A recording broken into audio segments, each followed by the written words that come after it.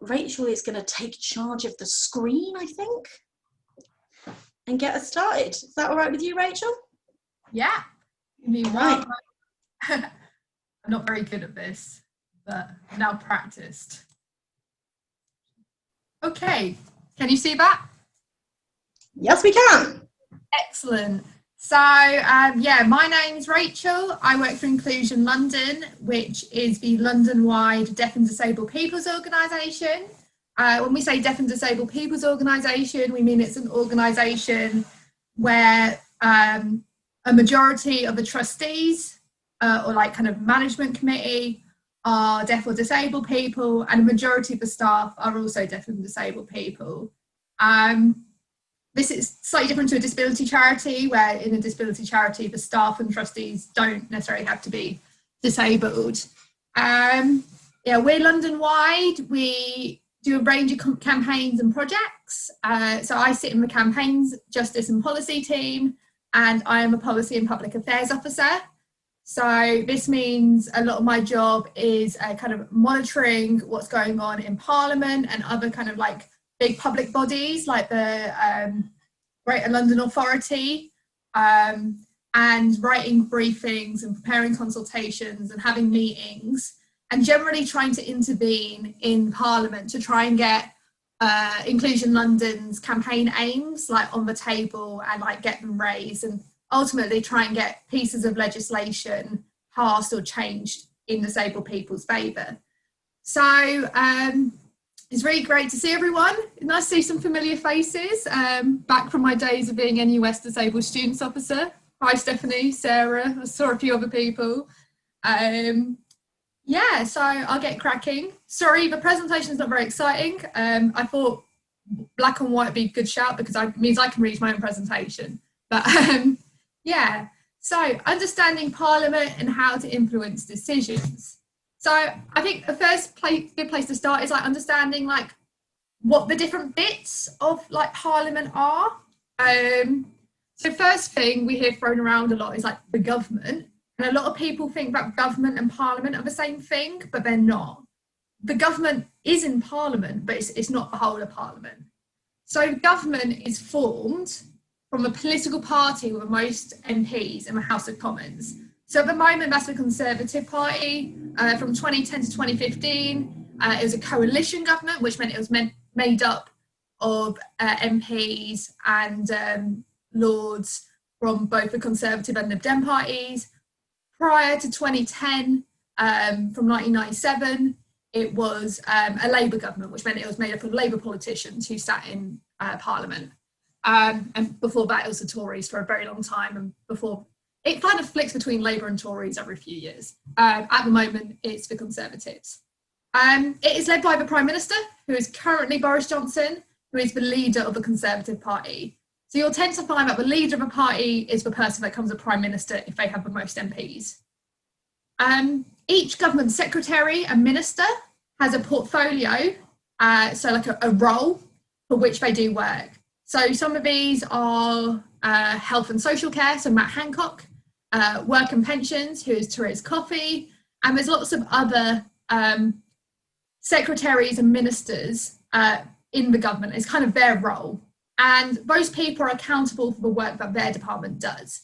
So you find that if there's a secretary with a certain job title, so health and social care, there'll be a department called health and social care. It kind of works like that.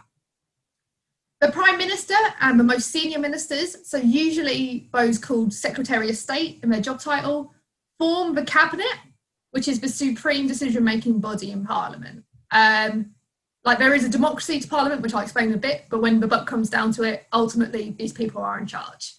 And there are currently 119 people in the government in total. So not every Conservative MP or politician is in the government, but everyone in the government at the moment is a Conservative. Those Conservative MPs who aren't in the government, so aren't one of those 119, are what's known as backbench MPs. It just basically means they don't hold a position within the government. There is also the shadow government, or shadow cabinet, which is at the moment made up of Labour politicians. This is because Labour have the second most seats in the House of Commons. And again, there is the shadow cabinet, so the kind of top layer of people in who hold positions in the Labour Party, and then the shadow government, which is all of the shadow Secretary of States and Ministers, and then the shadow backbenchers. So those Labour MPs that do not hold a position within the shadow government. Yeah.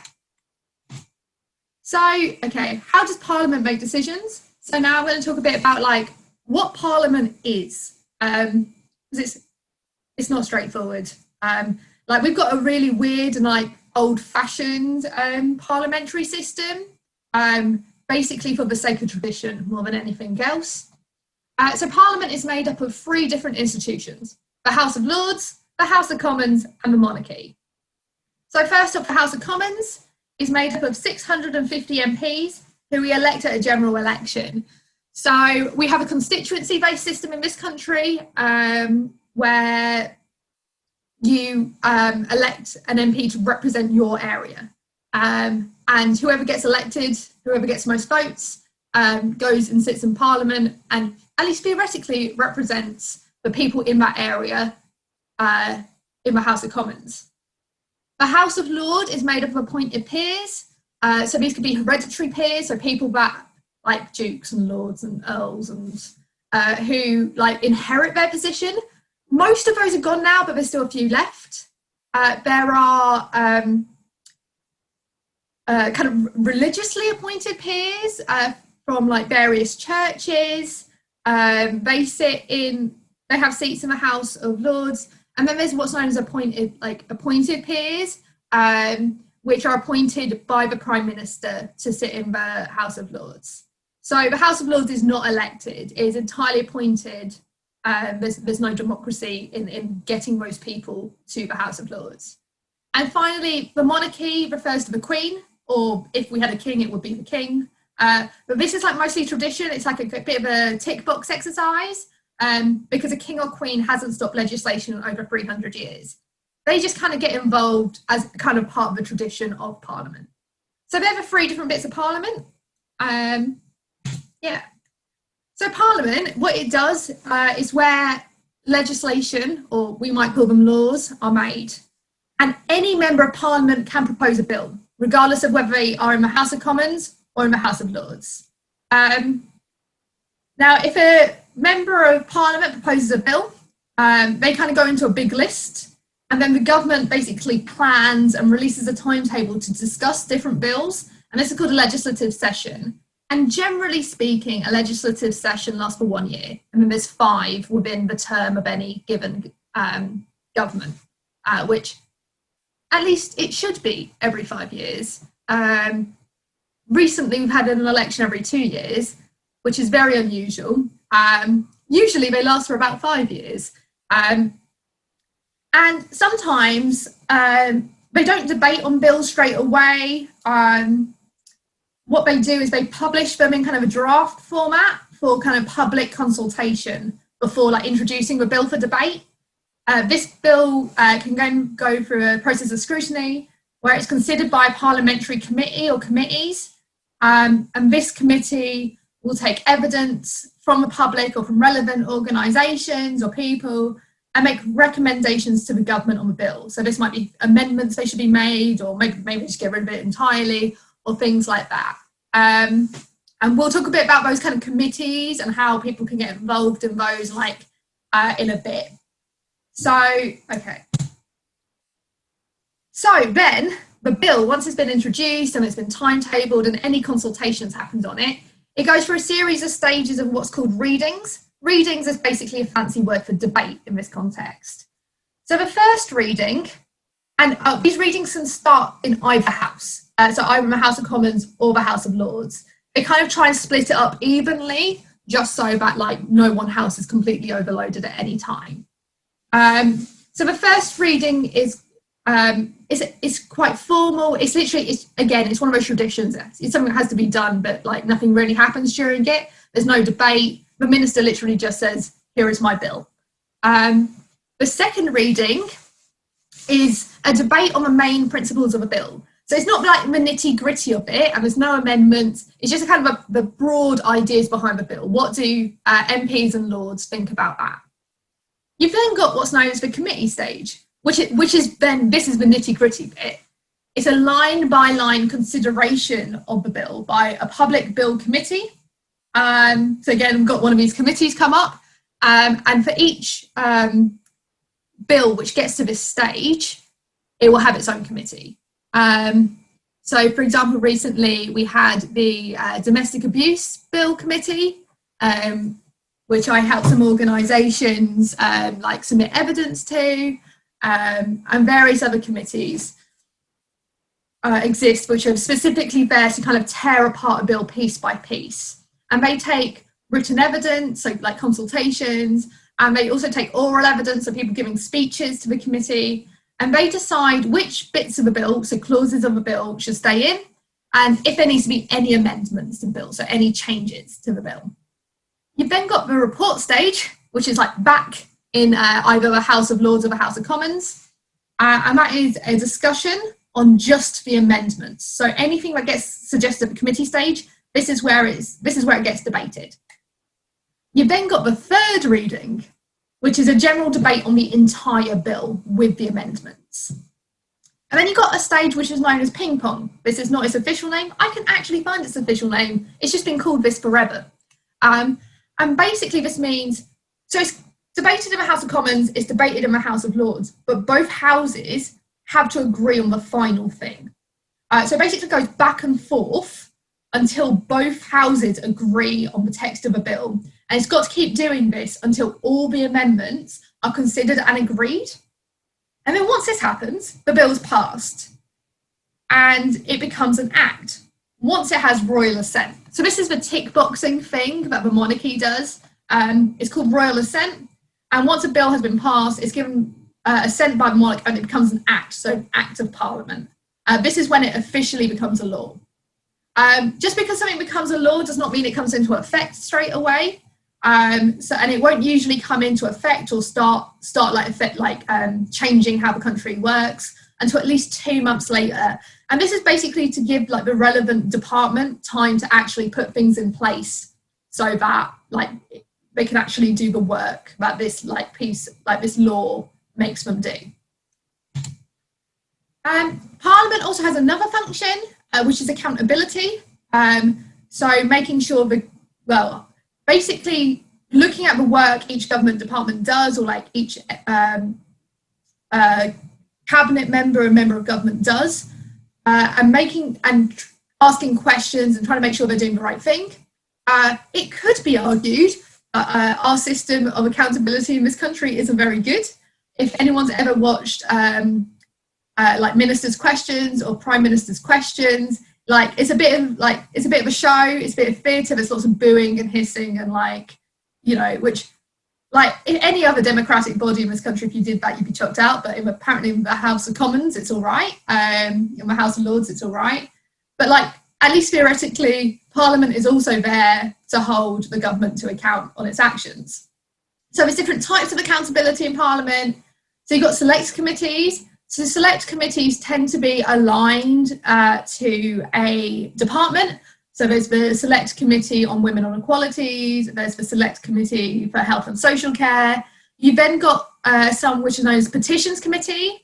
So one kind of function that the government's introduced is if they have like a website where people can upload petitions aimed at the government. And if they get a certain amount of signatures, the government has to have a debate on the topic of that petition.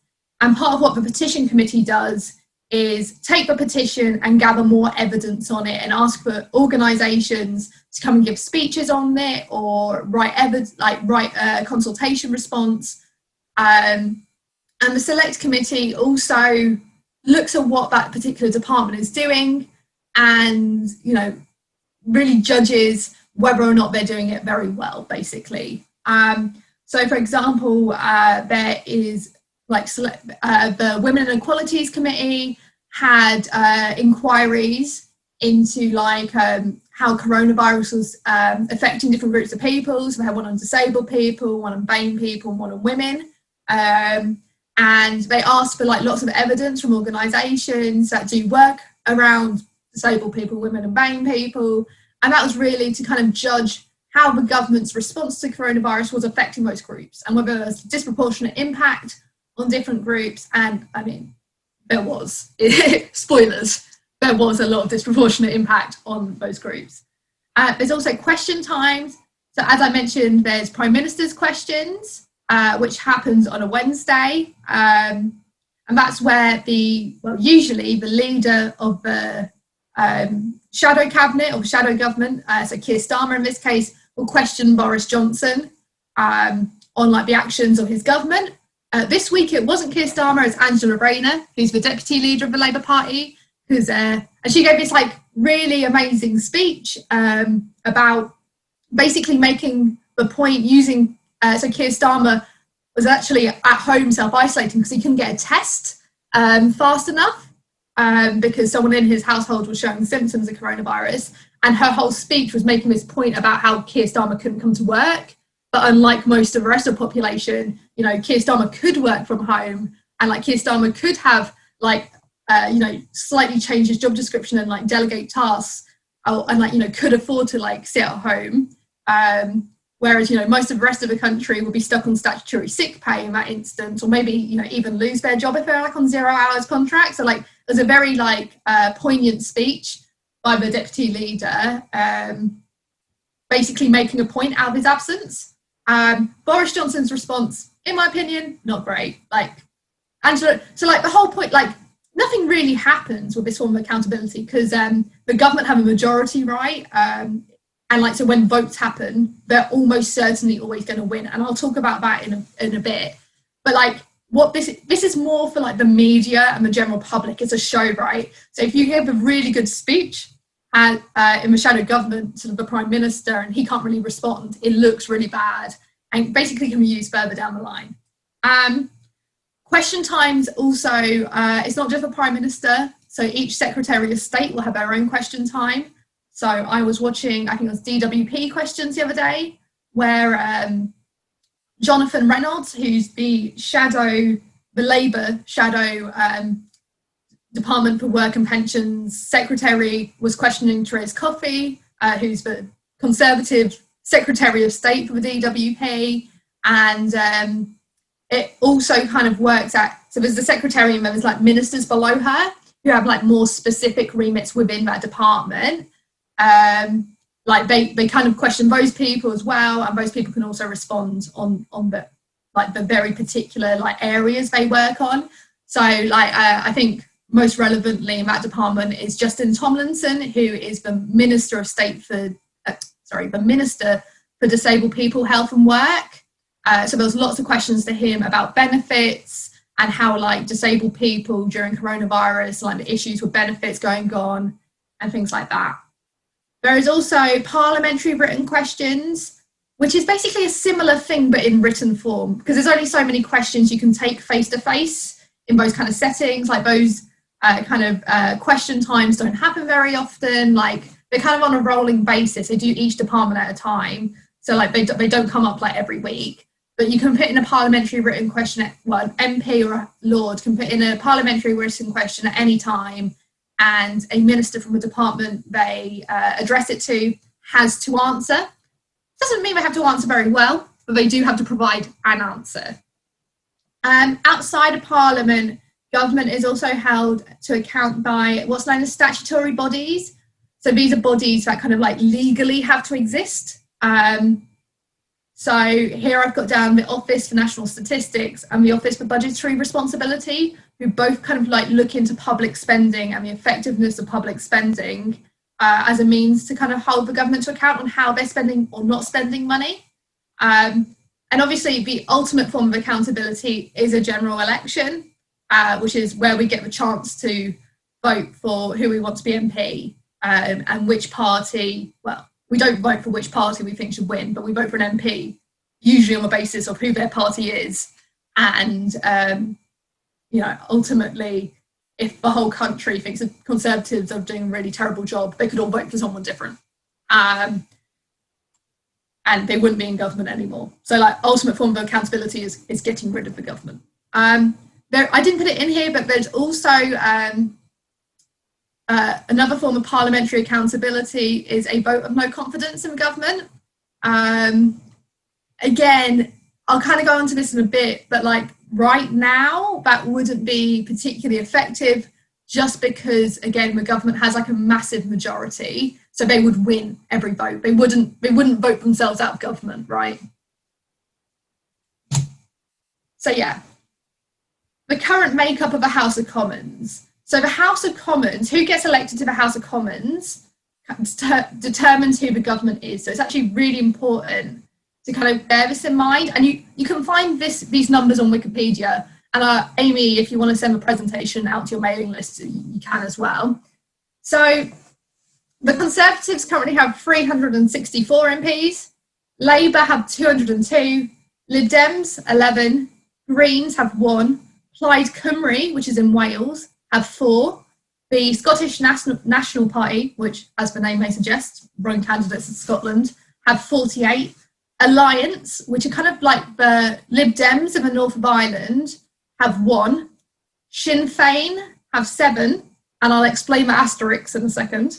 The DUP, so the Democratic Unionist Party, have 8, and the SDLP, which are the Social Democratic Labour Party, have 2.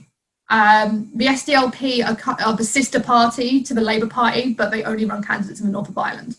And then there are 2 independents. And again, I'll explain the independents. So Sinn Féin have a little asterisk next to them because although they get elected as MPs, they do not take their seats in the House of Commons. This is because they're an abstentionist party, so they abstain. They do not take their seats. There was a big almost controversy. It wasn't that controversial, but the press made it out to be last year, where people were asking Sinn Féin, mostly people who live on like mainland Britain, were asking Sinn Féin, like, why don't you take your seats and stop Brexit? Well, actually, they can't do that because they run on a platform. So in their manifesto, they run on a platform of not taking their seats. So to take their seats in the House of Commons would be to betray the people who voted for them. And like, there's very long, important and quite serious reasons, like historic reasons why they do not take their seats. However, this does mean that when you're calculating a majority, which is the top bullet point, the Conservatives have a majority of 83. Sinn Féin don't get taken into account. Like, so you do 650 minus 7 and then work out the majority of the government. There are 2 independents. So it is very, very, very unusual that anyone gets elected to the House of Commons as an independent. I think there was maybe like 1 in the last batch of MPs. She actually lost her seat. But what usually happens is an independent runs as a member of a party. So I think there's a Plaid Cymru, a former Plaid Cymru MP and a former Tory make up those 2 independents. And then for whatever reason, they resign the whip or the whip is withdrawn from them. And this means that basically the party withdraws support. They say they withdraw support from their party, either way. Basically, them and the party say, look, we don't want anything to do with each other anymore. But because in our voting system, we vote for individuals rather than parties, they still keep their seat, even though like they're not in their party anymore. It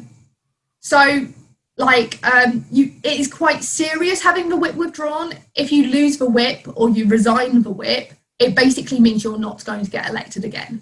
Because as I said, like, it's really, really, really hard to get elected as an independent in this country because we have a party-based system. To have the whip withdrawn from you, it's usually for like 1 of 2 reasons. Either kind of a gross misconduct kind of thing, where you've behaved so badly as an MP that, like, you know, the party suspends you from a party or expels you from a party. This has happened in cases of things like sexual assault, where the MP has been like found guilty of like a crime, particularly like things like sexual assault, or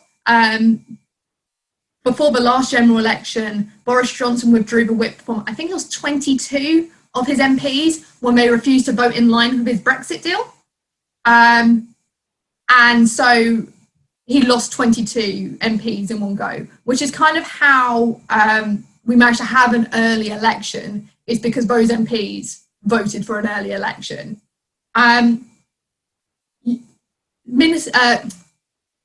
MPs sometimes resign the whip, so they voluntarily leave their party. You can see this happen. Well, some Tory MPs did it over Brexit. Those that were more sorry, I'm just turning on the light and realise I'm sitting in the dark. So some Conservative MPs did it in the last government over Brexit, like they were Remainers. They didn't like how the party was going, so they left before they could be pushed, kind of thing. Or it also happened in the Labour Party. There was a split. Does anyone remember Change UK? They existed for about a month, then disappeared into the void again.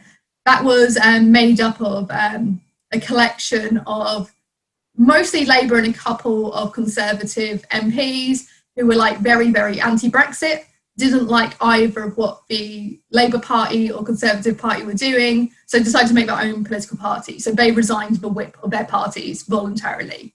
None of those people got re-elected, even though some of them like re-ran as independents.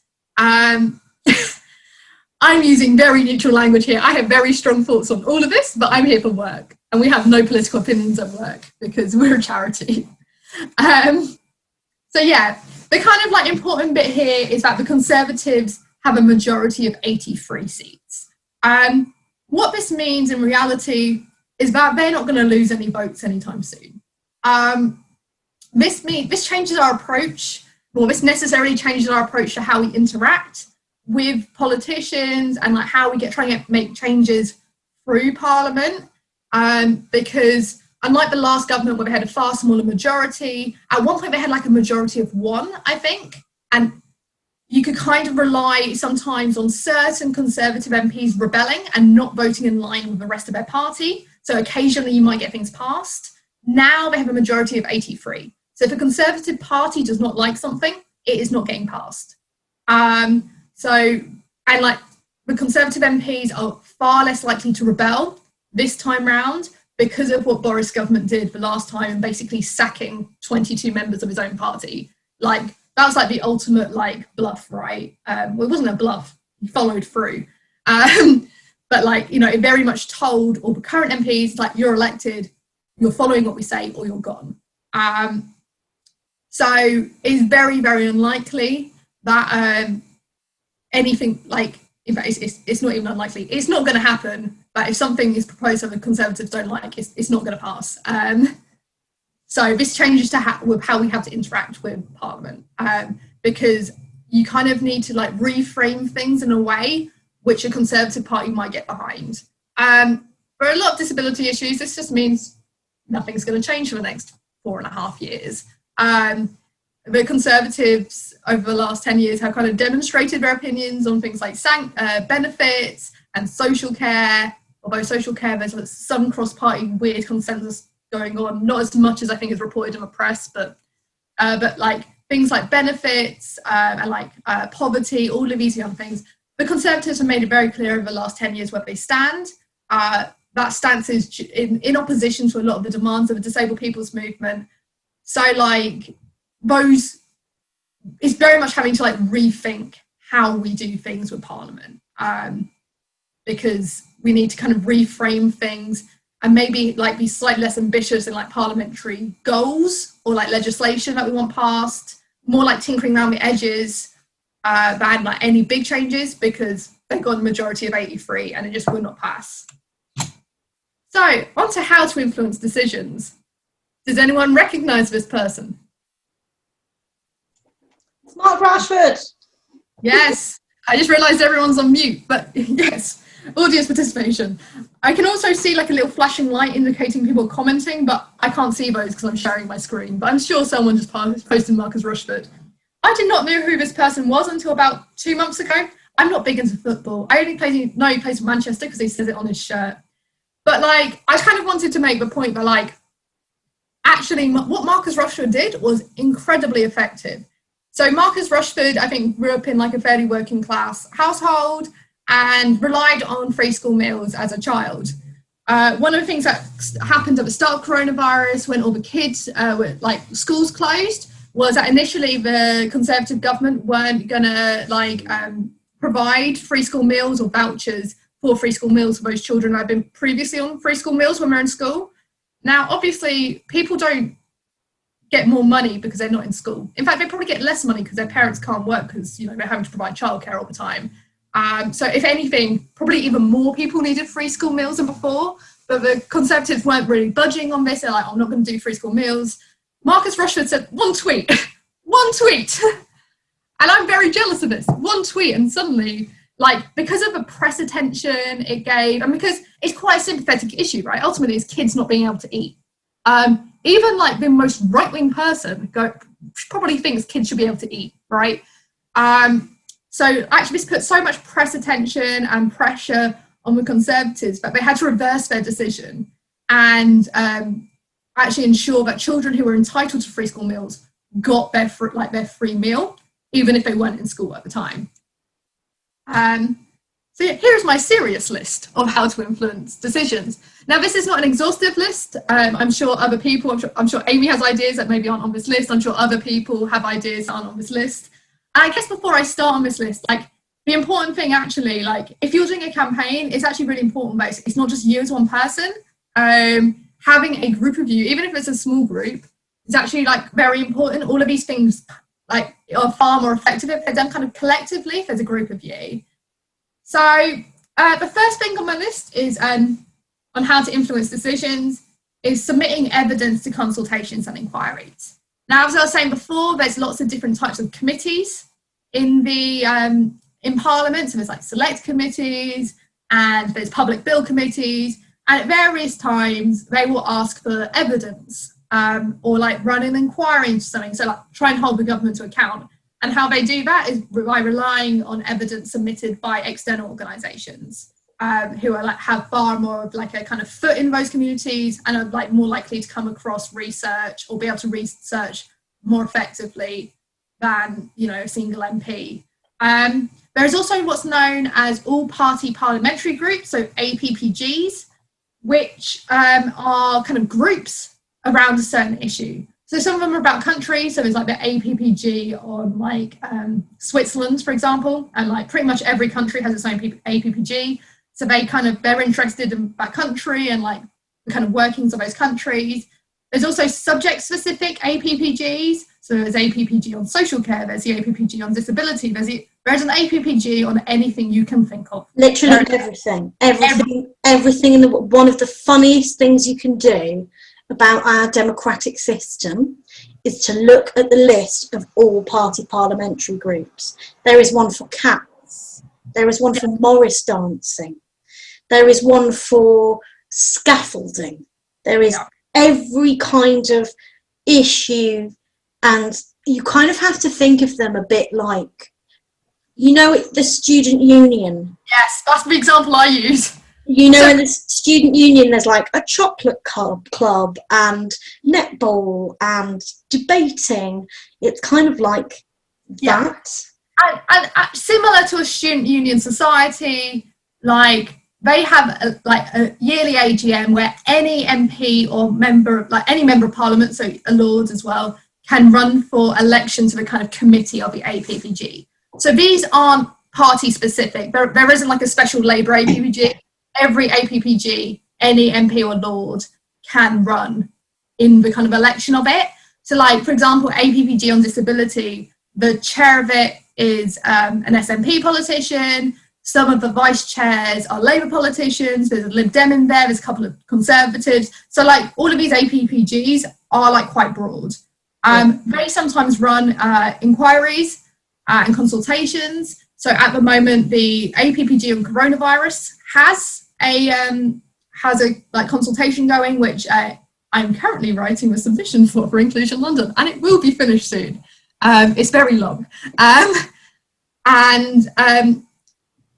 Also, like a bit like student societies again, like, you know, if an MP gets into Parliament, looks down the list and can't see anything they're interested in, they can set up their own.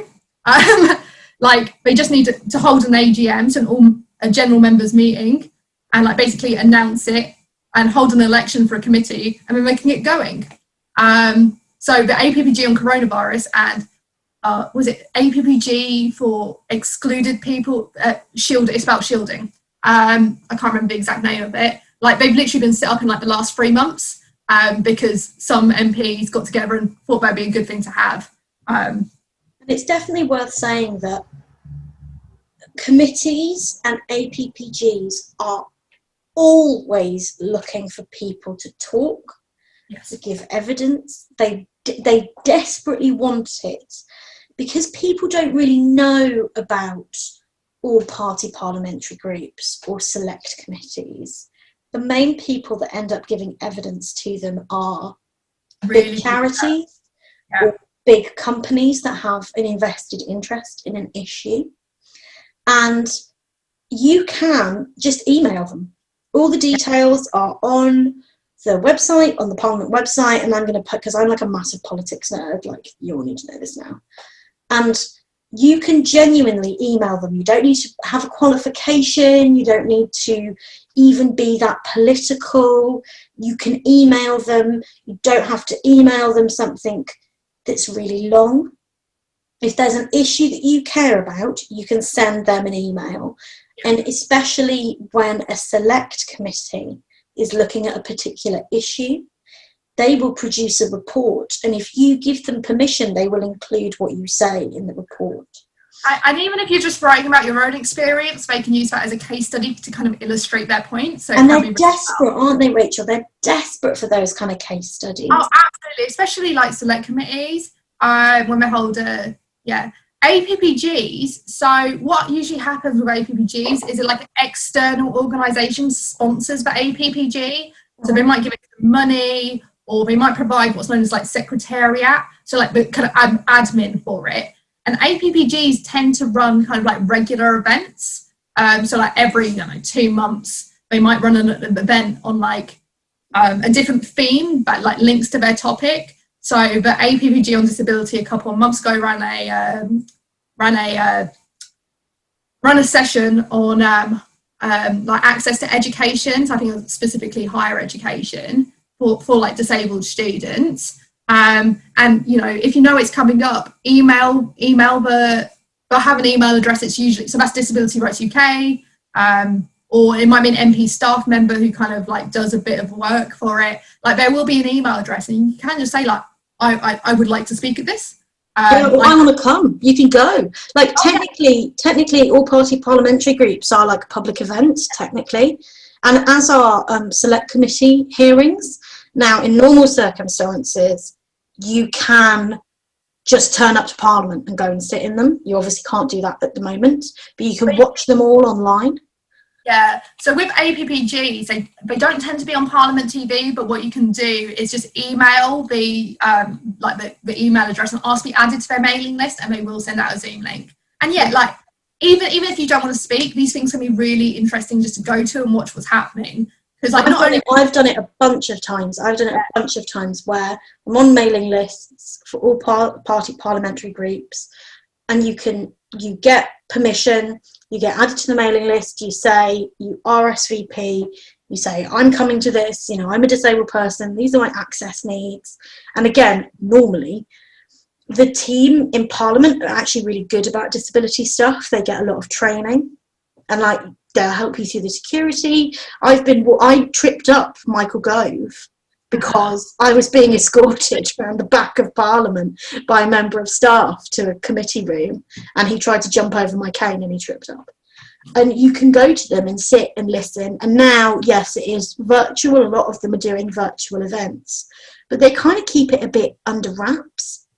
Yeah. I've literally walked into many MPs going to those. And yes, it's in London, and I know that's not convenient for everyone. But when we can meet in person again, it's a really good opportunity, because there's like wine and snacks, and you can have a little mingle, and you can bring up your issue. And like Rachel says, they are always desperate for people to talk at these things about their lived experience, because a lot of people don't feel very confident doing that. And if you're like me or like Rachel and love chatting, just tell APPGs or tell the big charities that are giving evidence, and they will like treat you like gold dust if you want to give. It's actually really important that disabled people, the people speaking at these things. I've been to so many meetings about disability or about like social care related issues where it's all non-disabled people on the agenda. I'm sorry, not their problem, frankly. Like, ultimately, at the end of the day, it should be disabled people who have most of the slots at these kind of like meetings, because we're the ones that have to live with their decisions. We're the ones that have the experience. So yeah, like hugely important. And just get yourself added to a mailing list, and you get all the Zoom details and stuff. The second one down. So how to influence decisions. Joining a political party and or campaigning for a political party. You find at election time, you don't have to be a member of a political party to knock on doors. They're desperate for people to knock on doors. So like, even if you don't want to join the rest of the time, you can help out at other times. Joining a political party can be useful because, as I said, we have elections every 5 years. It might not be the same government 4.5 years from now as it is at the moment. And if it's a different government or even the same one, like, they might have a different priorities or completely different politics and outlooks on things. And if you join those political parties and participate in their structures, you can influence their politics. You can influence their policies. I'll stop there before I start being political. The next thing, so like demonstrations, direct actions and publicity stunts. Maybe not right now, mid-pandemic, because like we probably shouldn't be, blockading Parliament and definitely getting within 2 meters of each other right now. But like actually, like in particular with disabled people's movement, there is a huge tradition of like, disabled people are incredibly excluded from Parliament, both in terms of like sheer numbers. There is 6 disabled MPs in the whole of Parliament or something. But also in terms of like kind of influence and like political power. A lot of the time MPs don't listen to like groups of disabled people or disabled people's organisations. So you kind of have to bypass the kind of traditional process and like make your point in other ways. So DPAC, for example, so Disabled People Against Cuts, they quite like, blockading like the lobby of Parliament. They did it all the time, well not all the time, but they did it regularly enough that it became like very known. And, it was incredibly effective because you just got a load of people, usually strategically quite a few wheelchair users, because it's far easier to blockade with some wheelchairs because they're big. Just like, because Parliament's a public building, anyone can go in. So just a group of 10, 15 disabled people, few wheelchair users, would just go into the lobby and not move and like, make their point that way. It's like, if the only way to make our point is to do this, this is how we will do this. Extinction Rebellion recently did this as well. So Parliament has what's known as recess over the summer. It basically means they all go on holiday for 6 weeks. And so Parliament's pretty much empty for 6 weeks over the summer. They were due back on, I think it was the 2nd of September. So Extinction Rebellion turned up on the evening of the 1st and sat outside Parliament and didn't move. And it meant MPs really struggled to get into the building. And again, it was making a point about our like parliamentary system, right? And like how exclusive it is, and like how very few people can actually participate in the democracy of our country. So like, and like again, the suffragettes did it. Suffragettes hid in Parliament and like jumped out at various points to kind of make the point that like women aren't allowed in this building, but we're still here. So like there's a long tradition and like history of like different groups of people with different like political interests, using direct action or like publicity stunts or demonstrations to make their point, because actually they are very excluded from the kind of like formal like legislative or like lawmaking process. It's also a lot more fun. I say this as a public affairs officer, like going on a demonstration is far more fun than writing a briefing. Do both, see what works. The next one down, so signing petitions. So as I was saying, the government do have like a petitions website where anyone can kind of upload their petition. And if it gets a certain amount of signatures, the issue, it has to be debated. So, I mean, like, this doesn't guarantee anything will pass or change. And like, you usually have to do work around this. So like contacting MPs, sending briefings, but like at the very least, it gets an issue on the agenda. Using the media. So as I was saying, Marcus Rashford was so incredibly effective because the media picked up on it, and it went viral, right? It was all over Twitter, it was all over social media, it was in all the press. Like, the media has a huge amount of power in this country, especially when you think about, I think it's 80% of the press is owned by Rupert Murdoch. Like, you know, he has, rightly or wrongly, I'm not going to say which, an incredible amount of power, right? So if something gets picked up by the press, like, actually, it can go huge, and it can put a huge amount of power or like influence. There was some research done a couple of years ago about how like the media massively influenced people's perceptions of Jeremy Corbyn, even when actually it was something that was like blatantly a lie. Like, but the media managed to spin it in such a way where like a majority of the public thought it was truth. So like, actually learning how to use the media is like, can be like an incredibly effective tool. Also locally as well, local authorities, again, are a public body that have decision-making powers, and especially things like social care or like accessible housing or public space. Like, these are all decisions that local councils make, and local media, like, local authorities are scared shitless of like local media, because most councillors are only elected by maybe a couple of hundred votes, like between them and like their competitor. So like, local media, incredibly effective. Speaking of parliamentary events, as I was saying, like APPGs and select committees, as we were saying, like, yeah, just email, and chances are you'll get put on the list somewhere. Or if not for that event, maybe they'll ask you back for another event. Like, basically declare your interest in a particular topic, and you get put on a list and they will come to you. Standing as a candidate. Ultimately, if you don't like what politicians are doing, like, do it yourself. I would say this is not one you just go and do randomly, because you need to put a deposit down, and like, you will lose your deposit if you're not careful, and it is a lot of money. Like, this is very linked to joining a political party. I would advise doing that one before standing as a candidate, because as I was saying, independents in this country don't really win. But if you have lots and lots of money and lots of free time, and you are very passionate about a specific issue, go for it. But as I was saying, it's very expensive. It's about like, £500, isn't it? I mean, I don't have £500, but I have to say. No, I mean, it's not like hundreds of thousands. I mean, £500 is obviously like a lot of money, but it's not like your year's wage necessarily. And like, you tend to find, you know, if you run as a candidate, most constituencies will host a hustings, so a debate between the candidates, local organisations. So, well, Inclusion London, we're London-wide, so we don't, but we work in the same building as Disability Advice Service Lambeth, or DAZZLE, because that's a mouthful of a title. Like, because they're Lambeth-based, they will host hustings for the constituency they're based in.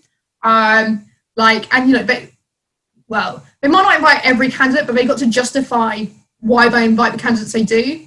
So Inclusion London, what we did at the last general election is we asked the spokespeople for the 4 biggest political parties in England, and that's how we justified it, right? It's like, we don't have the capacity to ask every single person, like every single disability spokesperson from every single party, and like, also we only do England-based stuff.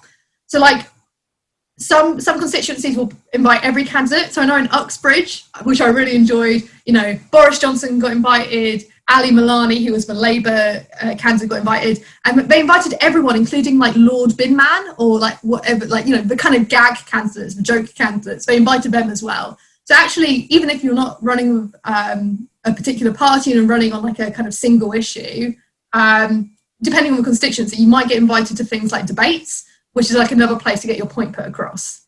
I mean, I don't know about you, Rachel, but I thought Lord Buckethead had some excellent policies. I mean, I can't even remember, like, I'm so tired. And like, you know, the campaigning for a political party, I was doing that the entire way through the general election. So like, if I wasn't knocking on the door, I was asleep.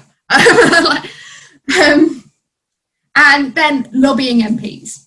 So MPs are you know, or well, in fact, you can lobby lords as well. It should say lobbying parliamentarians, but I was tired when I was writing this, so I missed something off. But lobbying MPs and lobbying lords can be quite effective, particularly where it's an issue where parties don't necessarily have like set out lines on it, or they don't have like a position already agreed, because if they're not at risk of breaking the whip, so like the line or the position of their party, there isn't any consequences really. So sometimes, or quite rarely, but occasionally you'll find that there's almost like free votes where politicians can vote any way they want and there's no consequences from the party they're in. And I will talk a bit more about how you can lobby your MP, but yeah, it can be quite effective. Also, even if like you can lobby MPs on issues where it's not about a specific vote or debate, but like a more general issue, actually just to bring it to someone's attention, because then they can do things with that. And again, I will explain that in a moment. So, lobbying MPs. Again, this is not a completely, you know, exhaustive list. There are other things they can do, but this is like kind of the big ones. So if you have like a kind of individual problem, which no one else has been able to sort out, so quite often this is things like immigration problems, or sometimes around benefits or housing, your MP can do things. So this is not something like casework, where it's like an individual inquiry. It's about a specific issue that you have as an individual. You can contact your MP, and they do have staff members who do casework specifically, so can help you. There are rules around this. It has to be your own MP you contact, so the MP elected for your constituency, so the area you live in. This is what's known as like parliamentary convention, so the rules they have to kind of abide by. So if you contact an MP in a different constituency about a casework issue, they can't help you. And usually when you email an MP about casework, they'll ask you to put your postcode so they can kind of verify that you live like in their area. The policy and campaigns work, where it's not about yourself, but it's a more kind of general issue. So like, you know, you think benefit sanctions are terrible and should stop, you can contact any MP, because it's about policy. It's not about like yourself and like your issues. It's really important to tailor your messaging to the MP you're contacting. So first of all, it's worth thinking about, do they hold a role within their own party or within the government or the shadow government? So I found that like I was emailing a load of MPs about, what was it? I think it's like general coronavirus is bad for disabled people, the government are doing bad things. It was one of those briefings. I sent it off and I got loads of MPs responding like, well, this isn't really my problem, it's not my remit. So like, I literally had to send them an email back explaining in like fine details, like, here is how disabled people relate to you. Which is like appalling, but it's how it works. So like, it's worth kind of tailoring your messaging to the role they hold. So actually, if they read it or their staff members read it, you make it easy for them, right? They get hundreds of emails. Make it really, really easy for them to see how it relates to like their interests. Look at what they did before they were an MP. So for example, Nadia Whittome, who is Labour MP for Nottingham East, you know, it was quite big news that before she was an MP, she worked as a care worker, and she's done like, despite that she doesn't hold a position in like the health and social care department, like she's really interested in this. She will like deliberately go out and speak to groups of people that are affected by this. During the pandemic, she worked for a brief period in a care home before they recently admitted this, wrongfully sacked her for complaining about PPE shortages. They're about to get in big trouble, but so like, you know, if there is an MP who like, you know, talks a lot about a job they did before they were an MP, like tailoring your messaging so that you make it relevant to that thing. So like, I actually found it incredibly easy to get a meeting with Nadia Whittome because I just wrote her an email being like, here's what's happening with social care. You care about social care. And like, it was really easy to get a meeting that way. Other MPs, so for example, Neil Coyle, who's MP for Bermondsey and Southwark, which is a bit of South London. He used to work in like kind of advice service for a DPO, Disabled People's Organisation. So again, it was relatively easy to get a meeting with him because like, you know, we tailored our messaging like, we're a Disabled People's Organisation. You like Disabled People's Organisations. So do a bit of digging into the MPs you're contacting, like in what they did before Parliament and things like that. What committees and APPGs they sit on, this can, like, as I was saying, APPGs are kind of almost like a student society, right? So people join the APPG they're interested in. So if they're on an APPG, disability APPG, chances are they're interested in disability things. So this can be a really good, if you look at like a list of who's on it, this can be a really good indicator of who's worth contacting about your issue if it's disability related. If you care about cats protection, contacting the APPG on cats and like the individual like MPs that sit on that, probably your best bet. Also select committees as well. As I say, committees tend to be related to departments. So looking at, if you have a equalities issue, so you think homophobia in sports, terrible, and you have an idea about how it can end, looking at who sits on an APPG on women and equalities, where that kind of issue is like scrutinised and like held accountable, like that can be a good indicator of people who will take you seriously and like get in touch and take an interest. And finally, what political party are they in? Now, this can be relevant because of regional issues. So, I've got a big list of MPs I email, and some of them are like, for example, like SNP, so Scottish, or like Plaid Cymru, so Welsh, or I think I've got like one of the Alliance MP on my list. I never get a response from them. We email them because they have previously said or done something which indicates they have an interest in disability. But because we're an English organisation and we only tend to do things related to English legislation, actually they won't respond. However, say you are in Wales, it is very much worth emailing Welsh MPs. Probably not really worth your time emailing Scottish MPs, because actually, devolved legislation is different. The issue might not even be an issue, for example, in Scotland, because they might have different legislation on it. Also, more cynically, frankly, there are certain political parties who have demonstrated their interest or indifference on certain issues. So, especially if you're not working for an organisation with lots of resources, it might be worth just working out what's an effective use of your time. If there's a political party who's actually, are really pro-sanctions, it's probably not worth your time emailing them about scrapping sanctions if you don't have loads and loads, the resources to do that. It's better to concentrate your energies on the people you think will actually, you might change their mind, or they might, do something for you. I would always still CC in your local MP because it's their job. Oh, yeah. It's their job. So there's a bit of a question of clarification here. I can't contact an MP unless they're my local one. So if you're talking about an issue like your neighbour's fence, or your local hospital, or a complaint about your benefits that is specific to you and your experience, that has to be your local MP.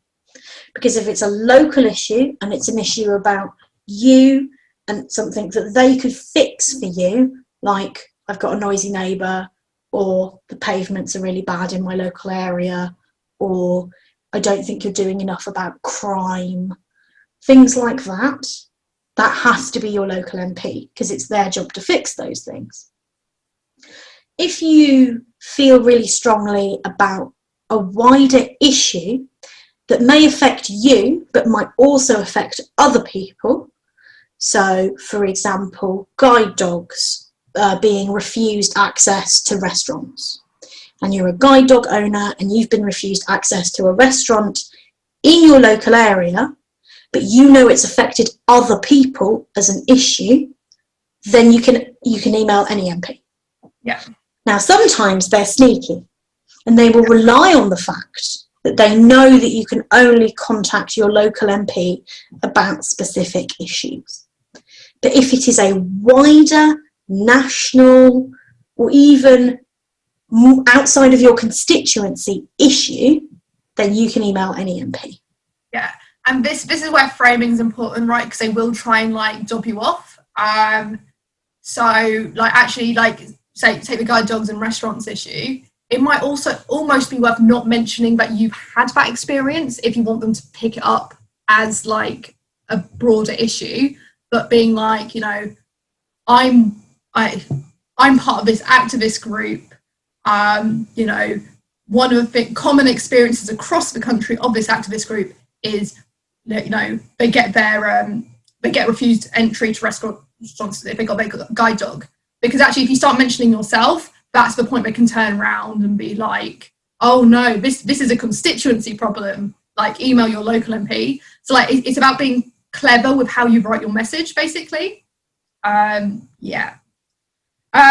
It's really important to know your facts and your messages before going into or like emailing an MP or having a meeting with an MP. Basically, like, again, well, some MPs will happily sit there, you know, for an hour with you and like have that conversation back and forth. A lot of MPs are busy, even if they're not like, you know, nasty, mean people. Sadly, some of them are, but like, you know, most of them aren't. But like, they're busy people. They've got a lot on their plates, especially at the moment. Like, know your facts, know your messages, know what you want from them before you go in there. Is really important. Establish relationships. Now, honestly, not romantic relationships. Like, let me maybe make that clear. But like relationships, like actually, if you've got an MP who like is engaged on your issue, keep them up to date. Offer to like, offer to be a source of information for them. I know there's this debate coming up. Feel free to ask me any questions, or like come to our organisation if you want like some like a briefing on this. We're happy to brief you. Establishing that relationship and establishing you're actually like useful to them is like very good. Basically, you can get that on the next slide is what you can make like an MP do. And basically, it's useful to have some of those people you know can just go to and get something done. So like establishing that relationship, staying in contact with that person, maybe trying to get a regular meeting, like, you know, once every 3 months, we'll have a Zoom call to kind of like discuss updates on this or any other issues that's come up. Like, establishing that relationship is really useful and really important. And finally, keep track of who you've contacted and responses from them. I have a big spreadsheet.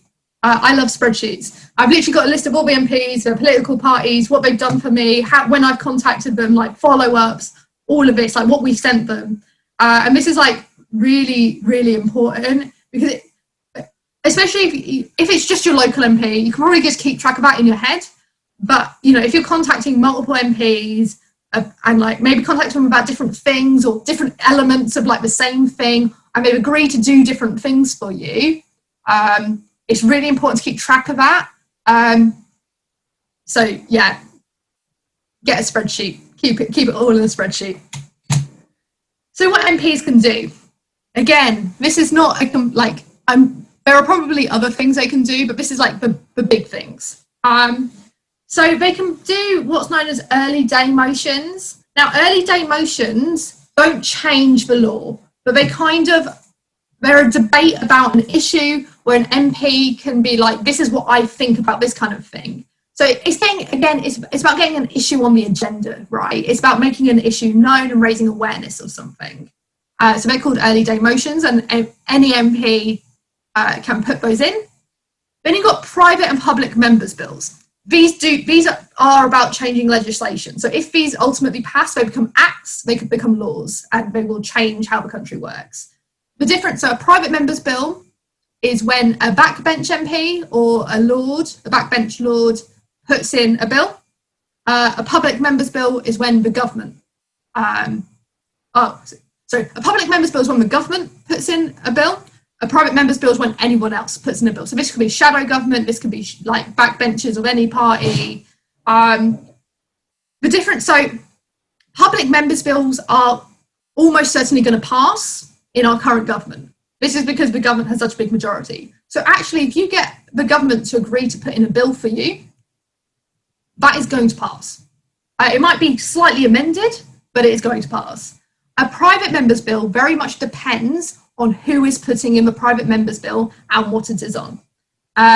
So for example, actually I won't give that example because that's work related. But for example, an MP from SDLP, I'm making this up, this is not real. An MP from SDLP puts in a private member's bill to scrap all social care charging. It's not going to pass. Not in our current government anyway. This is because it very much goes against the kind of lines and positions of a Conservative government, and they have a majority of 83. So even if every other MP that is not a Tory votes for it, it will fall, like it won't get passed. So yeah. However, if it's on something like, I don't know, I'm trying to think of something now. We should plant more trees on like pavements. Something maybe like political parties don't really have much of an opinion on, maybe. You know, it could go either way. It's not something we have like a fixed line on. But yeah, public members' bills, as a rule, are far more likely to become laws than private members' bills. However, private members' bills can be still useful for like the kind of the same reasons as early day motions. It's about publicity of an issue. I would just say that bills are really hard. Oh, yeah. And changing legislation is like massive. Very few individual campaigners have managed to change the law. There are examples of it, but what I would say is that it is worth remembering that not all political power is a law. And the two examples I would give would be there's two campaigns that got significant change for disabled people, one that we already can experience and one that is coming. And they did it without changing any laws. And the first one is, and many of you will know about them, are changing places toilets. So changing places toilets are an accessible or disabled toilet for adults who require a hoist and a changing table to meet their personal care and toileting needs. They're a larger room and they are now becoming pretty much universal. You'll find them in service stations and train stations. There are like mobile ones that they take to festivals.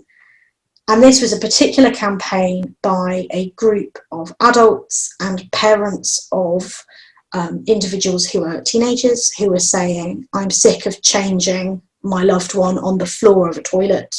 It's not safe. You know, we can't have a family holiday because there is nowhere I can safely change my loved one on the way. Or adults independently saying, you know, if I had a hoist that I could get support with, I'd be able to change myself, or I'd have more dignity. And they did all of these tactics that Rachel has talked about. And they used social media, they wrote letters, they had a petition, they met with MPs. And now it is like a flagship policy, transport policy, that the Conservatives are like patting themselves on the back for. And they did it all without having to change a law, because the law already exists. The law already exists that says we should have accessible toilets. The public sector equality duty already exists to say your facility shouldn't discriminate. And they did all of that change, and it has made a huge difference to thousands of disabled people that these facilities are available. So that's the first example. The second example I will give is a lady whose son very tragically died due to medical neglect. His name was Oliver McGowan. He was autistic and had a learning disability, and due to medical neglect, he was given an antipsychotic drug that was inappropriate for him, and he was not listened to by medical professionals, and their negligence caused his death. And it's very upsetting. I'm sorry to have to reference that. But she lobbied relentlessly, and again contacted MPs, wrote letters, did social media, did press. And now she is directly working with government to create specific training for all medical professionals and all social care professionals, so that they are required to have a better understanding of autism and learning disabilities. And again, didn't need to change the law for that. And obviously, you know, Rachel is right, like a big way to change things is to change the law. But all these other methods can be used to make political change even when we have a Conservative government. And I think it is just worth mentioning those two examples. Yeah, it's definitely worth like looking before embarking on this. It's worth looking at like who has responsibility for something, because it isn't always the government. So things like regulatory frameworks and things like that. So the people who like monitor the activities of like other organisations. So for example, places like care homes are monitored by an organisation known as the CQC, and they have to be monitored by the CQC. Actually, it might be the case that you don't need to change something legislatively, but you can go through the CQC and get something added to the regulatory framework. So it's worth looking at who has responsibility for certain things. For example, if you have like an issue in your area or some kind of aspect of like medical care, it might be the case that you can go through your NHS trust at the kind of top level of that, rather than having to get a law changed. It's also, so there is a different, I didn't put this in because it gets a bit more complicated, but there's a difference between primary and secondary legislation or laws. So primary legislation is legislation which changes something in its own right. The law passes, something has to change. Secondary legislation is legislation which gives power to a government department and like the ministers within it to kind of like, it gives them the power to make changes, but those changes aren't necessarily in the first piece of legislation. So something like changing places, for example, the laws existed that, there has to be accessible provision. The laws existed about public sector equality duty. The ministers and like then in that department could then add things kind of into the guidance, which introduced the need to have a certain amount of changing places toilets in certain kinds of like facilities. So like it might be the case that you don't need to introduce new legislation, but you can get like a department to kind of fiddle with the legislation that already exists and like change the guidance around that. It gets a bit more complicated though, which is why I didn't put it in. But yeah, definitely what Amy says is it's worth making sure that like trying to get legislation passed is incredibly, incredibly difficult. It's frankly not achievable as an individual. Like if you've got a whole organisation or alliance, like it's still hard but doable. But like it is, before embarking on that, it's definitely worth seeing if there's other ways to get what you want. Yeah. I put the three big things at the top. I should have put them at the bottom because everything under this is like actually, relatively doable. So MPs can ask ministerial questions. So these are the question times that I was talking about again. So there's Prime Minister's questions, and then there's ministers to, and there's questions like departmental ministers. So today, as I was saying, there was Prime Minister's questions, which, like Angela Rayner made that really good speech at, and as I was saying, it's going to generate like a lot of press attention. It makes Boris Johnson look very silly. They can table parliamentary written questions, which I also mentioned before, which are like the questions in writing, which government departments have to answer. So that's a way of finding out information, or like kind of exposing if like, a certain department hasn't done something they were meant to do. MPs can run, if they're on like a APPG committee, they can run sessions at an APPG. So if you establish a relationship with a parliamentarian who, sits on the APPG for disability, you might be able to, and you're really interested in, let's take guide dogs as an example, you might be able to get them to run a session specifically on like an issue around guide dogs or access for guide dog users. You can lobby for an inquiry for a select committee. So select committees like have quite a lot of autonomy. They can, because they're there to hold the government to account. So they can choose what they run their inquiries on. And actually, if you take an issue to them and like, demonstrate that, it's a relatively widespread issue, they can start an inquiry on that specific thing. So there's been like quite a lot of inquiries introduced in the last couple of months, specifically around different aspects of like racism, or different kind of like aspects of like Black people's like experiences, because following the Black Lives Matter protests, a lot of like Black-led organisations started writing to select committees being like, you need to examine these. There is clearly a need for scrutiny on like these issues. Like, so Rachel, I'm just thinking we're getting towards past, so do we want to sort of speed towards the end of the presentation and then open up for questions? Sorry. MPs can table amendments, so if there is a bill going through Parliament, they can amend it. They can speak on bills, so if there's a debate happening, you can brief them on like a particular aspect of it, and they can talk on that. They can make pledges, so again, this is a publicity thing, but they can be like, you know, if we get into government, or like if we have this power, we would do this thing, and like you can get them to commit to things. They can lobby for policy change within their own party. So again, I was saying every 5 years, there's potentially a new government, so like it's worth trying to get them to change things within their own political party. They can do reports and research, so one thing we found is that Abina Apong Asari, who is MP for Erith and Thamesmead, which is a bit of South London, she did some research that was incredibly relevant to us, basically doing something very similar to research we've done at Inclusion London, but in her own area. So we can use that as like a specific example of how COVID has affected disabled people locally.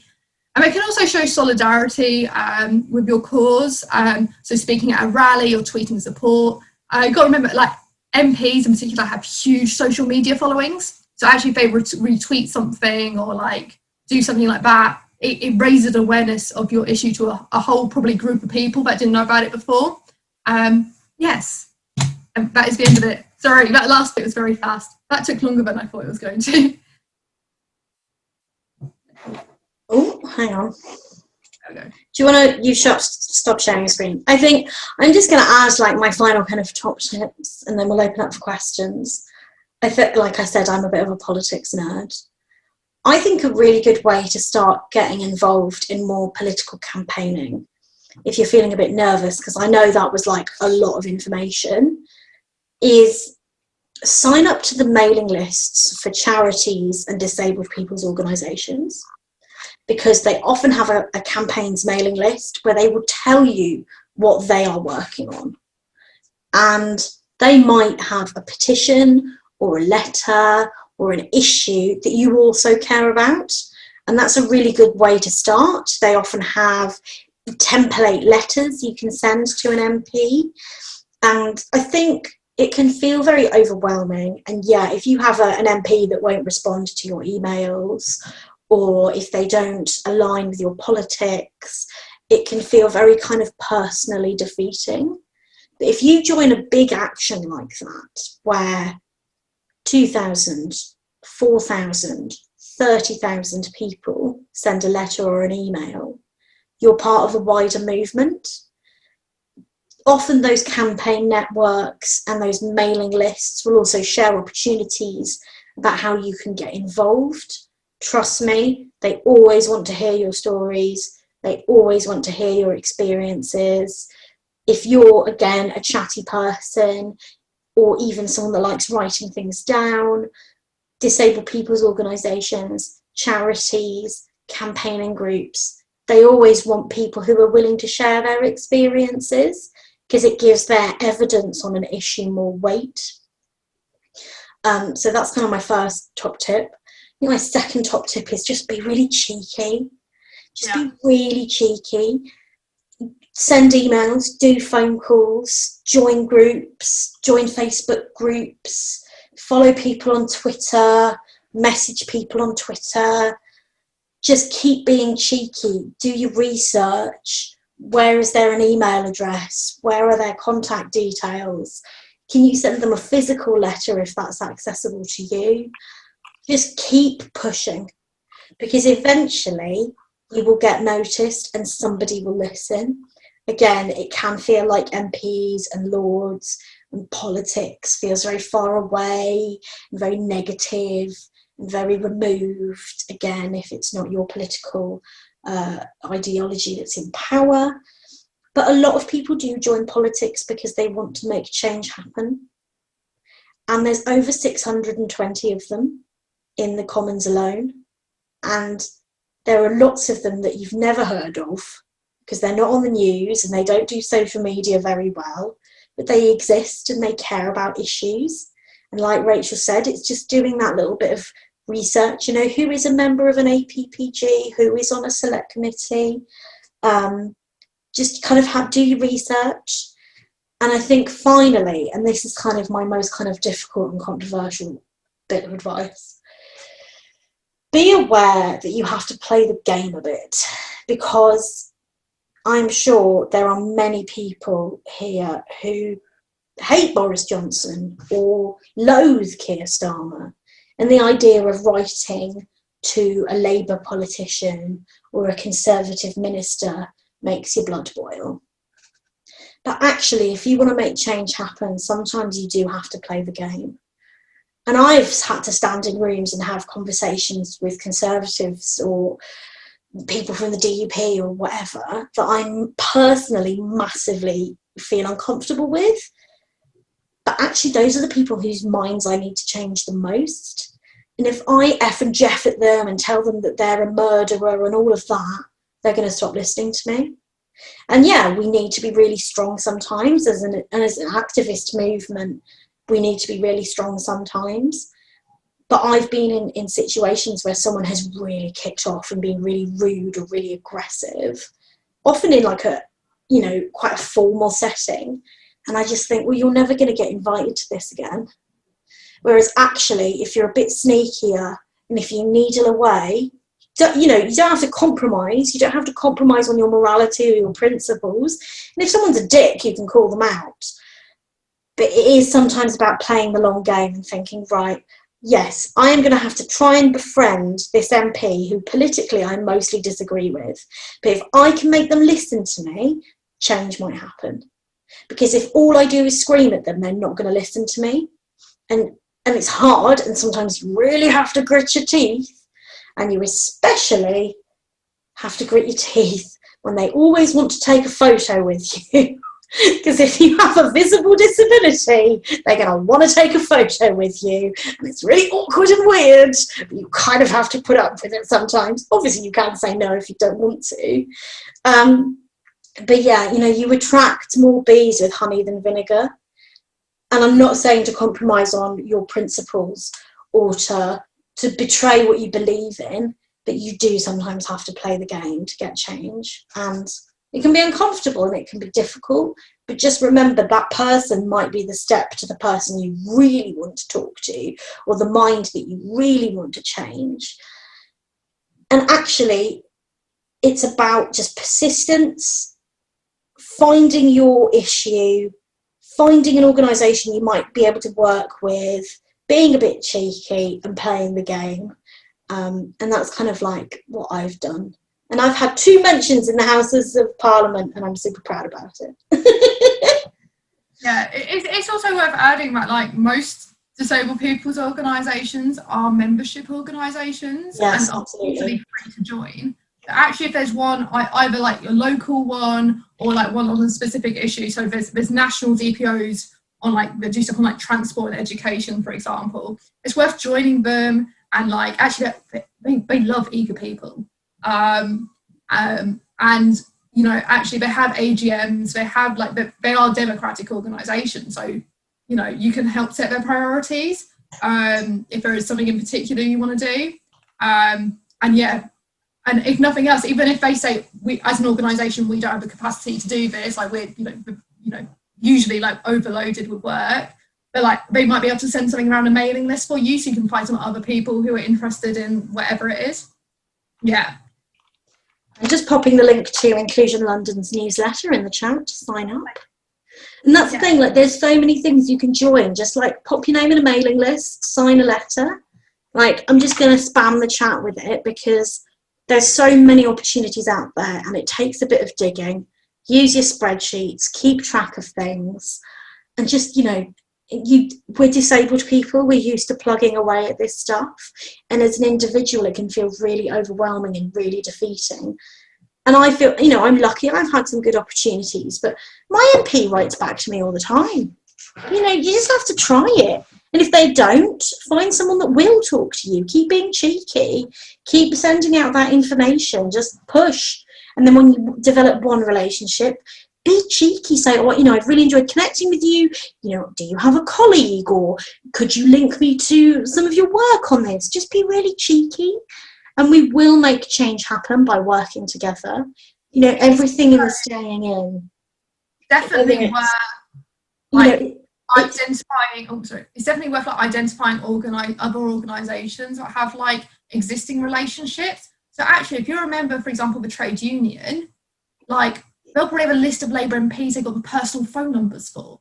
Go that route, or another organisation, maybe a DPO already has a relationship with their local MP, so that already exists there. They will listen to that organisation. So yeah. And the point of the staying in is we celebrate activism in all its forms. Whether you create art, whether you are illegal, whether you write letters of complaint or write to your MP or go on a march or just attend this session, this is all activism, and we are all a community. And an individual man feels very lonely, but a lot of individual people together is a crowd. And that's what we've got to keep doing, is we've got to build those connections, and just you dabble, you do what you find interesting. I'm a politics nerd, that's what I enjoy doing. But if your activism is your art, or if your activism is just connecting with people, it is all valid. I know there's been a lot of information tonight, and there's so much interesting stuff about if you're geeky and you like politics, but you are making a difference. Even if it feels really difficult, you're adding your name to a letter, you're turning up, you're learning, you're educating yourself, and that is something to be hugely proud of. And this is a movement, and we're going to smash it. So any questions, just quickly, for the next 10 minutes? You can pop them in the chat, you can unmute yourself and shout.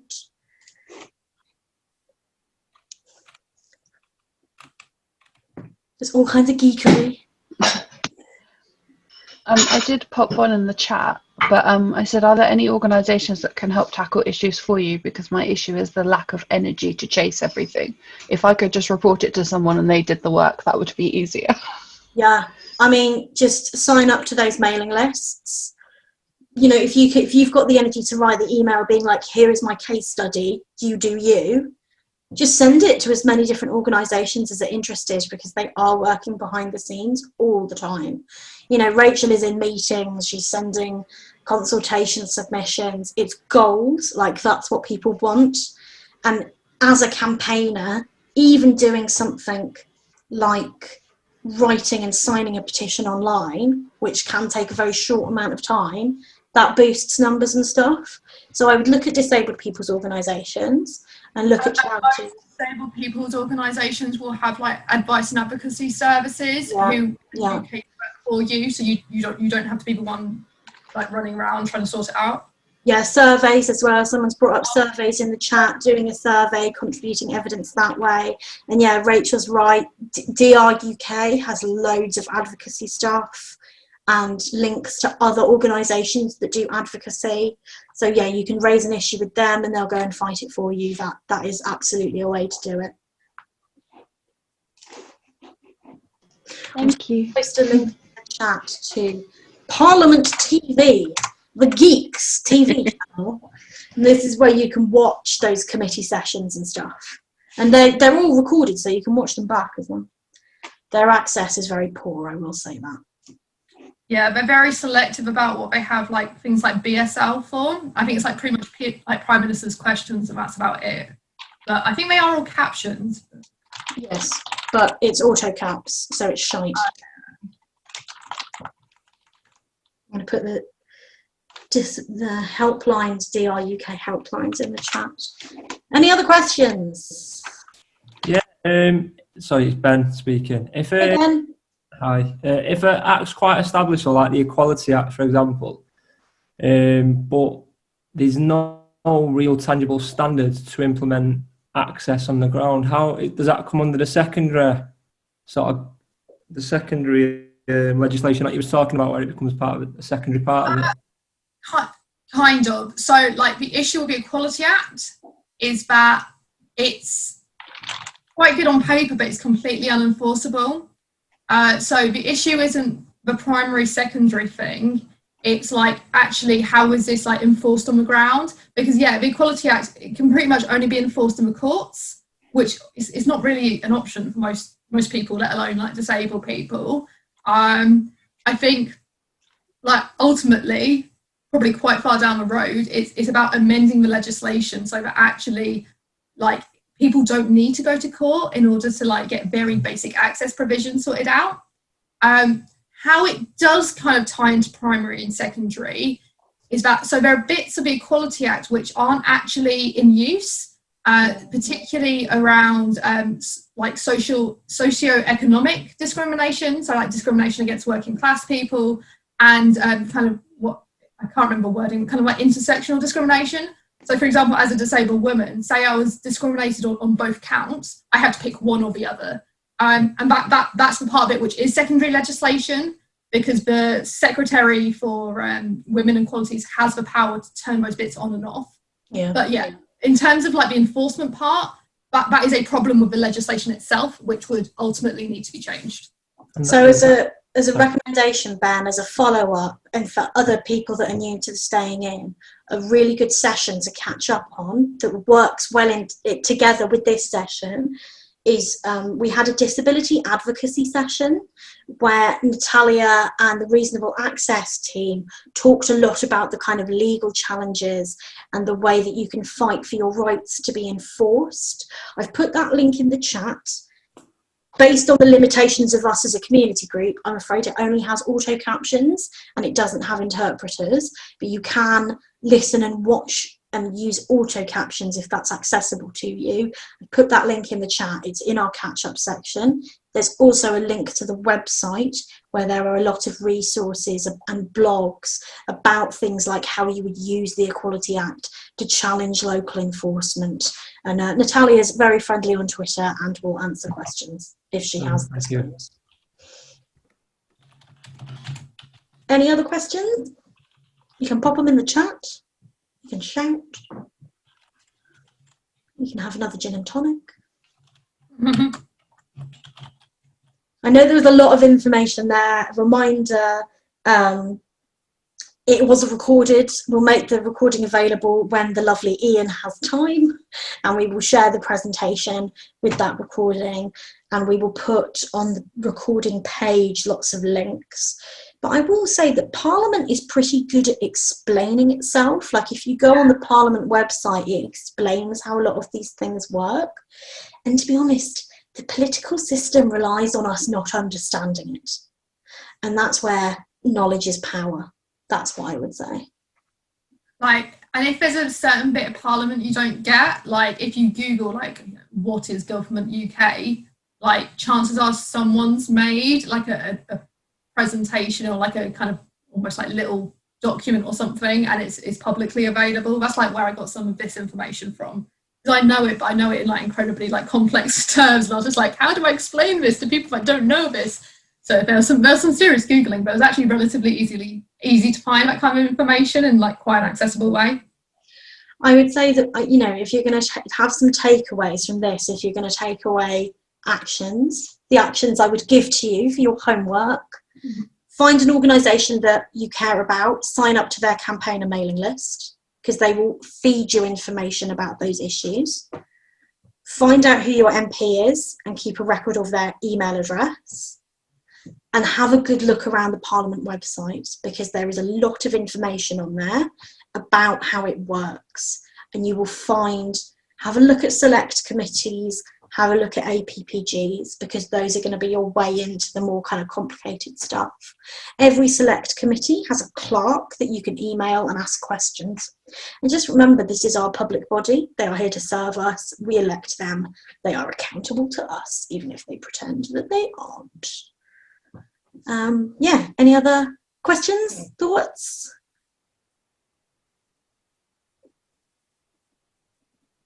leave a pause. I guess I really struggle with feeling. I think part of it is my age, because I'm quite young, and I've been to these things before, and I felt like I'm not, like, I have things to say, but nobody listens. So I don't really know what I can do to. So I write a lot. I do creative stuff, but I kind of feel like almost what's the point sometimes. And I think that's fine. I think we all feel like that a lot. And I would say find ways, like if you have creative ways of doing things, that's good. And I would also say it is those little small actions, you know, signing a petition or filling out a survey. It can feel really small, but it's going to go towards something greater. And that is a really valuable and important action, and you should feel proud of that action. And we had Alice Wong, the American disability activist, at the pub recently. And she said some really wise stuff, Hannah. She said, you know, don't be so hard on yourself. If you're doing even a small amount and that's what you're doing, you should be really proud of it, and you are making a difference, even if it doesn't instantly feel tangible. I think you should be proud of going to things and writing. If you feel like you're not being listened to, just keep writing. Write emails, fill out surveys, sign petitions, and eventually you'll get heard. I promise. Thank you. I'd also add that, like, you know, like being able to, these kind of skills we've talked about, like none of us are born with them, right? Like, you know, we all had to kind of learn how to do it. And for context, I'm only 25. I just look old because I'm incredibly exhausted. But like, I think, yeah, definitely, it can be really hard to like start out, especially like, like I think politicians often think about like young people in particular are like a group that you can just kind of ignore, which is like incredibly frustrating. I think it's about like calling their bluff a bit and being like, actually, like, we're not going away. So like, I think, yeah, like a good kind of step to start out is like, who else is angry about this thing or wants to change this thing? Finding, it doesn't have to be like, it can be like 4 or 5 of you, right? It doesn't have to be a huge group.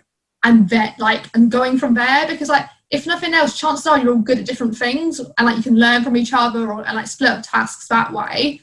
And like also, if like there's 4 or 5 of you, you know, and it's not just one person, you're a lot harder to just kind of brush off as like almost like, you know, a nuisance or someone you can get rid of, because like you're demonstrating there's like, you know, a kind of interest in this thing and like some backing behind it. And like, yeah, once there's 4 or 5 of you, it doesn't take a lot to suddenly, you know, there's like 10, 20 of you, like these things can gain momentum like very quickly. Yeah, join those groups. Join disabled people's organisations. Find groups on Facebook. Find people on Twitter. The staying in, like, we're an activist community, and people do their activism in all their own ways. You know, we've done protest art, and actually, exciting news about that. It's being submitted for an exhibition. Yay! I think, yeah, sometimes people knock like the creative arts, which is very silly because someone needs to paint the banners. We take on the protest, right? Like, and if we want them to look good and actually like legible, like. And also, art makes a huge difference. Like, art is a huge piece of political activism. Like, look at Tracy Emin. Like, the woman's a machine, a controversial machine, but that's why she's interesting. A nice quote here from Natalia, who was always wise. I always say about activism, you do not need permission. You can ask to help others and to do things. You can ask to help others and to do things. The only permission you need is from yourself. And I think those are wise words, very badly read by me. I'm going to draw us to a close. We've overrun slightly, so I don't want to be too cheeky to our interpreters. I'm going to say a huge thank you to Rachel. I'm going to ask you to give yourselves an applause for your excellent activism and being here today and learning and educating yourself, and you should be proud of that. I'm going to say an enormous, huge, massive, spectacular thank you to Gabby and to Dee. And Dee came along 30 minutes before this started because we had a tiny interpreter crisis, and Dee came to our rescue, and Dee is new to the staying in, and we love Dee. So we're going to do a big, huge thank you to Dee. And we're also going to say a big thank you to Kate for doing our captions. And And, you know, look after yourselves, stay safe. The funds have come in.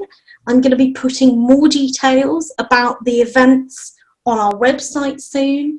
And we have the pub quiz, the return of the Staying In pub quiz on Saturday the 26th at 8 p.m. So join us for that. Oh, and Maria already wants to host the pub quiz. There you go. She's on it. On it. So thank you so much for coming, everyone. Huge thank you to Rachel. Huge thank you to our access professionals. And a big thank you to all of you for coming along. And we will put up the session as soon as we can get the lovely Ian to get on the keyboard. So thank you, everybody, and good night. Thank you so much. Look